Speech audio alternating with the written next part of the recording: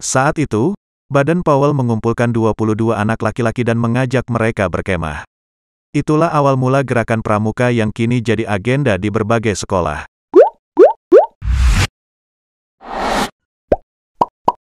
Halo semuanya, kembali lagi di channel Halo Edukasi.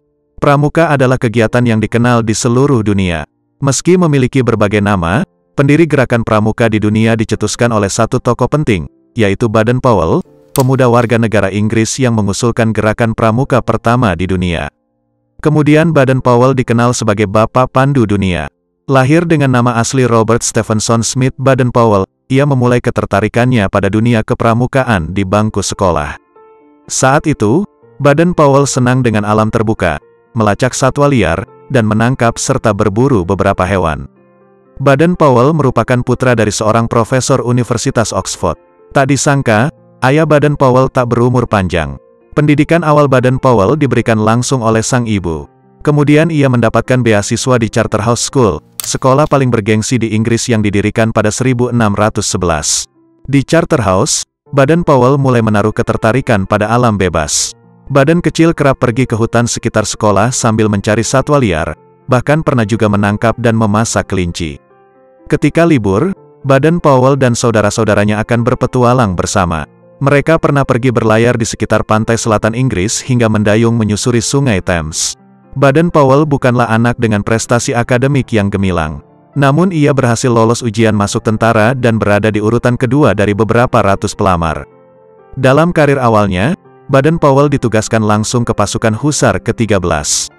Berhasil melewati pelatihan perwira, ia pun keluar menjadi kolonel. Pada 1876, Baden-Powell sudah bertugas di India.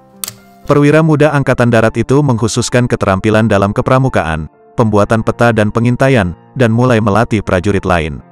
Kemudian pada 1903, Baden-Powell diangkat sebagai pahlawan nasional karena kemampuannya saat Perang Boer. Buku pegangan yang dia tulis Aids to Scouting untuk para tentara juga digunakan oleh para pemimpin muda dan guru di seluruh negeri untuk mengajar observasi dan kerajinan kayu. Dari situ nama seorang Baden-Powell tenar hingga diundang ke berbagai pertemuan dan rapat umum di seluruh Inggris. Baden-Powell kembali menulis ulang Aids to Scouting untuk usia yang lebih muda.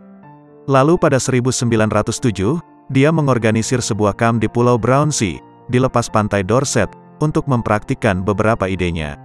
Saat itu, Baden-Powell mengumpulkan 22 anak laki-laki dan mengajak mereka berkemah. Itulah awal mula gerakan pramuka yang kini jadi agenda di berbagai sekolah. Pada tahun berikutnya, Baden-Powell menerbitkan buku pedoman Scouting for Boys. Pedoman itu laris manis dan dipraktikkan oleh banyak anak laki-laki. Tak disangka, buku pegangan tulisan Baden-Powell itu menyebar di seluruh dunia. Bahkan telah diterjemahkan ke berbagai bahasa di seluruh dunia.